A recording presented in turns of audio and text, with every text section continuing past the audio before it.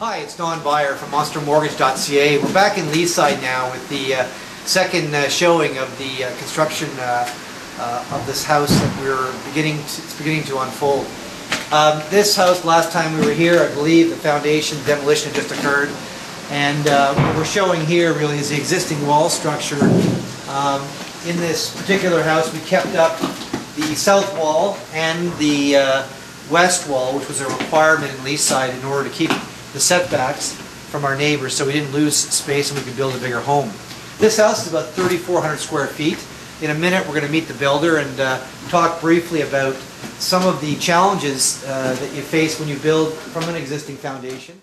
Now, we're very fortunate that this year we've had a long fall and the ground hasn't frozen as of yet, so one of the benefits the builder's going to talk about is some of the work you can get done outside with the ground not frozen. But if you walk through here, you can basically see that the house is at its really coming to the end of its first stage, which is framing. And to frame a house like this, once the foundation is poured, it takes about 3 to 4 weeks. And our roof trusses, which were built off-site, are now on-site. They have been put up, and we'll begin roofing this project next week. So the windows are also in, they're ready to go in.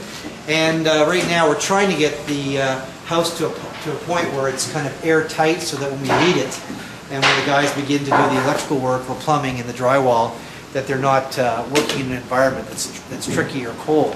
Certainly working in a warm environment is better. So this season has allowed us certainly the opportunity to get a lot more done over December and the holidays than we expected. So right now we're going to go outside, we're going to meet Rick Abdul. Rick is with Trican Homes, and they're the builder on site that have been contracted to build this house for our clients. Hi, we're back. Don Byer from MonsterMortgage.ca. I'm here with Rick Abdul from Trican Homes, and Rick is the contractor building the house. Rick is also an engineer, which is unusual in many regards to have someone with that type of experience on site every couple of days. How you doing, Rick? Very good, thanks. Today I just wanted to walk through, I mentioned we're kind of at the roof stage here, which is the first stage of construction, and certainly I'm no expert in construction, more about how to finance a project like this. But Rick, perhaps you could talk about some of the benefits and some of the downside of building on a house that's, I guess, a renovation, because in Leaside you've kept a few of the walls up. So what are some of the benefits? Well, what we did is, with a renovation we had to keep 50% of the walls. The benefits is the perimeter is a lot less, because the perimeter fees on a renovation as opposed to a new house. You have your fees for, you don't have to do a new sewer water line. You save roughly about 50 grand on a house like this, right? Your setbacks, you're able to maintain your setback, which in this particular case we're sharing a driveway. It's only 3 feet. We have a right of way to the driveway. And the front, we didn't have to take the house back any further. Some of the downsides, you can't when you're doing the excavation and stuff, these walls, you've got to maintain these walls, you've got to support these walls. It takes a little bit longer to do. Some of the work have to be done by hand. Would you prefer to spend the extra $50,000 and start new? Well, not prefer. From an engineering point of view, it's a lot cheaper. It's a lot quicker. Like this, it will take us instead of 6 weeks where we are right now, it would have taken us 3 weeks to get to this point. I see. Right? So it is a faster process. It's not necessarily cheaper. Okay. What we did here today, we excavated this yesterday, and we put in our new water line, which is up to the street level where we are just talking about. Yeah. We can only come out to our property line and tie into the street existing, right? Yeah. In this particular case, it's a ½ inch line coming into the street. Our water in the house is 3/4 inch, right? So we've come in from our new line is 3/4 going into the ½ inch line. But eventually, when the city make their changes, it's their cost to change that. We won't have to pay anything extra. So that's one of the other benefits.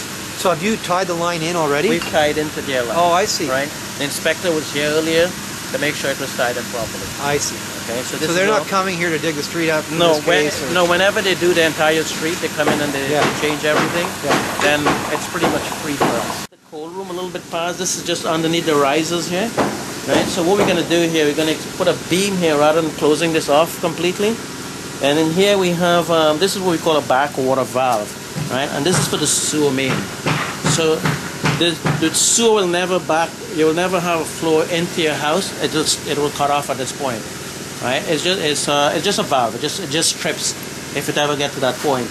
And here we have the sump pump, right? So if the water ever get to that point where you see the pipe is coming in there, yeah, right, it will never get higher than that level. It'll be pumped out automatically. Yeah, I see.